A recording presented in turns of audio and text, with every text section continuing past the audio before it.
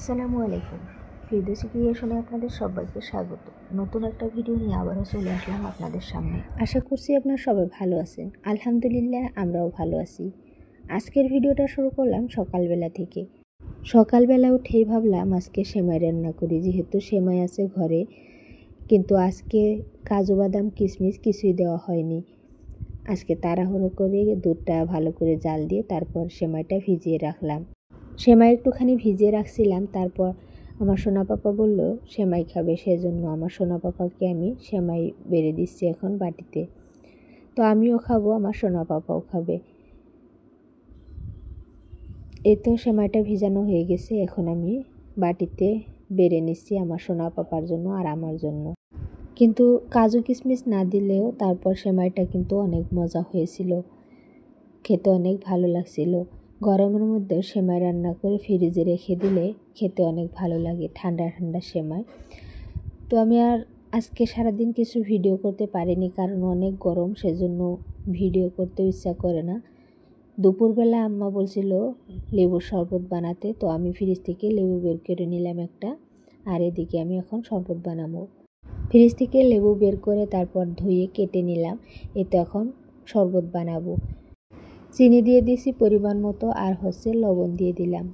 আম্মা সকালবেলা উঠে অনেক কাজ করেছে, রান্না বান্না করেছে, আরও অনেকগুলো কাজ করেছে। তারপর মাংস ছিল, সেগুলো গরম করে নিয়েছে। এখন অনেক গরম লাগছিল, সেজন্য আম্মা বলল ফ্রিজে ঠান্ডা পানি দিয়ে তারপর শরবত বানা। তো আমি ফ্রিজ থেকে ঠান্ডা পানি বের করে নিলাম। এই তো এখন আমি শরবতটা ভালো করে গুলিয়ে নিব। আমরা সবাই মিলে খাবো, সেজন্য একটু বেশি করেই বানিয়ে নিলাম শরবত। আজকে ভিডিও করতে ইচ্ছা করছিল না, তাই ভাবলাম ছোট্ট একটা ভিডিও আপনাদের সাথে শেয়ার করি। এ তো আমার শরবত বানানো হয়ে গেছে, এখন শরবত আমরা সবাই মিলে খেয়ে নেব। তারপর আম কাটতে বলছিল আম্মা, বাড়ির আম আছে, সেগুলো এখন কাটবো শরবতটা খেয়ে। আমার আজকের ভিডিও আপনাদের কাছে কেমন লেগেছে অবশ্যই কমেন্টের মাধ্যমে জানাবেন। যদি ভালো লেগে থাকে তাহলে প্লিজ আমার চ্যানেলটি সাবস্ক্রাইব করে আমার পাশে থাকবেন, আর পাশে থাকা বেল বাটনটি অবশ্যই অন করে দিবেন। তাতে করে আমি ভিডিও ছাড়ার সাথে সাথে আপনাদের মোবাইলে নোটিফিকেশন পৌঁছে যাবে, আপনারা সময় করে আমার ভিডিওটি দেখে নিতে পারবেন। আর যারা ইতিমধ্যে আমার চ্যানেলটি সাবস্ক্রাইব করে রেখেছেন তাদেরকে অসংখ্য অসংখ্য ধন্যবাদ। ভিডিও দেখতে দেখতে যারা লাইক করতে ভুলে গেছেন, প্লিজ একটা লাইক করে দিবেন।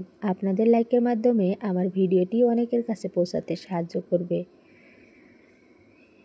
আপনাদের সাথে কথা বলতে বলতে আমি আমগুলো ধুয়ে নিয়েছি, তারপর আমগুলো কেটেও নিয়েছি। 2-1টা আম আছে, ভাইকে বললাম একটুখানি ভিডিও করে দে।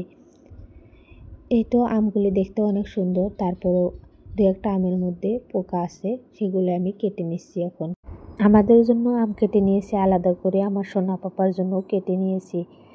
আমের খোসাগুলো ছিলে নিয়েছি, কারণ আমের খোসা থাকলে আমার সোনা পাপার মুখে ঘা হয় আম খেলে।